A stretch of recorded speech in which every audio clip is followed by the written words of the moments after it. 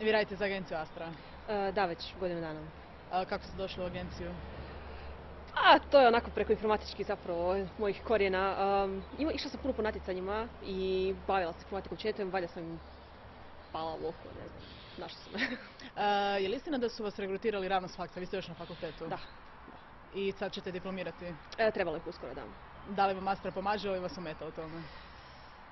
Kako kad zapravo, mislim da više smeta malo da treba te obaveze isto rješavati, to zna biti malo problema, ali većinu vremena bude okej sve.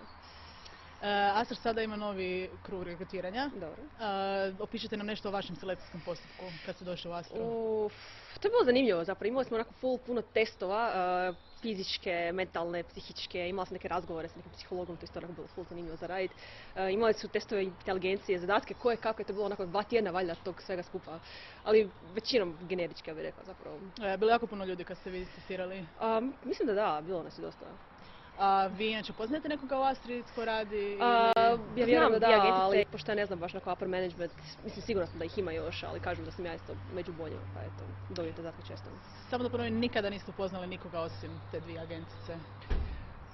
Pa znam par ljudi, ali ne znam nikoga od ljudi koji su iznad mene, ja sam onako nova i meni ne govore takve stvari zapravo.